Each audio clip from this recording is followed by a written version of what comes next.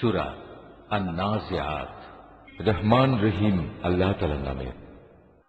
শপথ সেই ফেরেশতাদের যারা নির্মমভাবে অবিশ্বাসীদের আত্মা ছিনিয়ে আনে। শপথ সেই ফেরেশতাদের যারা সহজভাবে নেককারদের রূহ খুলে দেয়। শপথ সেই ফেরেশতাদের যারা আমার হুকুম তামিল করার জন্য সাঁতরে বেড়ায়। শপথ সেই ফেরেশতাদের যারা হুকুম পালনে এগিয়ে চলে। শপথ সেই ফেরেশতাদের যারা সব কটি কাজ সুষ্ঠুভাবে পরিচালনা করে। কিয়ামত অবশ্যই আসবে।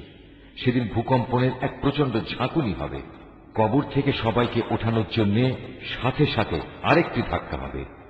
এ অবস্থা দেখে সেদিন মানুষের অন্তরসমূহ ভয়ে কম্পমান হবে। তাদের সবার দৃষ্টি হবে সেদিন নিম্নগামী ও ভীত সন্ত্রস্ত। কাফেররা বলল, সত্যি কি আমাদের আগের অবস্থায় ফিরিয়ে নেওয়া হবে, আমরা পচে গলে হাড্ডিতে পরিণত হয়ে যাওয়ার পরও?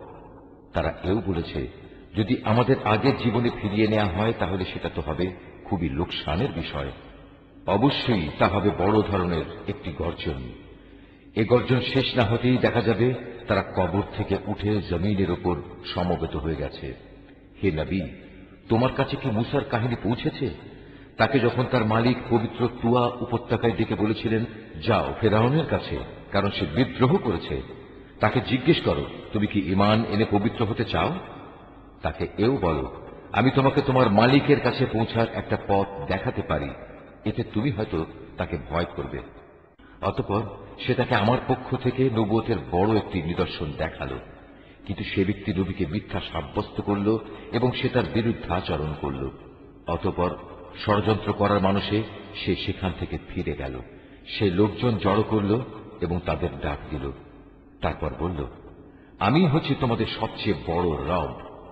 অবশেষে আল্লাহ তাআলা তাকে আখিরাত ও দুনিয়ার আযাবে পাকড়াও করলেন।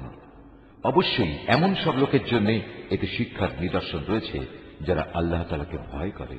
তোমরা বলো, তোমাদের দ্বিতীয়বার সৃষ্টি করা কি বেশি কঠিন, না আকাশ সৃষ্টি করা বেশি কঠিন? আল্লাহ তাআলা তা বানিয়েছেন। আল্লাহ তাআলা শূন্যের মাঝে তা উঁচু করে রেখেছেন। অতঃপর তাতে তিনি ভারসাম্য আনায়ন করেছেন। তিনি রাতকে অন্ধকারের চাদর দিয়ে ঢেকে রেখেছেন, আবার তা থেকে আলো দিয়ে দিনকে বের করে এনেছেন। এরপর জমিনকে তিনি বিছানার মতো করে বিছিয়ে দিয়েছেন।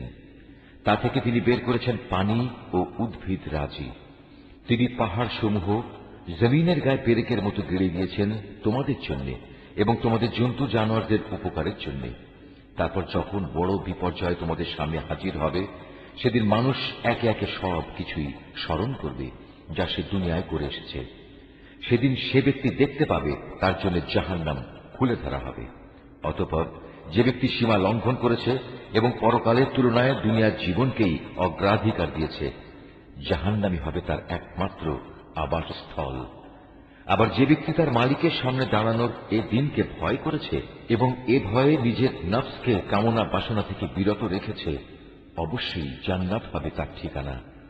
তারা তোমার কাছে জানতে চায় কিয়ামত কখন সংঘটিত হবে। তুমি তাদের বলে দাও, সে সময়ের কথা বর্ণনা করার সাথে তোমার কি সম্পর্ক, তা তুমি জানবে কি করে? তার আগমনের চূড়ান্ত জ্ঞান একমাত্র তোমার মালিকের কাছেই রয়েছে। তুমি হচ্ছ সাবধানকারী সে ব্যক্তির জন্য যে একে ভয় করে। যেদিন এরা কিয়ামত দেখতে পাবে, সেদিন এদের মনে হবে তারা এক বিকাল অথবা এক সকাল পরিমাণ সময় দুনিয়ায় অতিবাহিত করে এসেছে।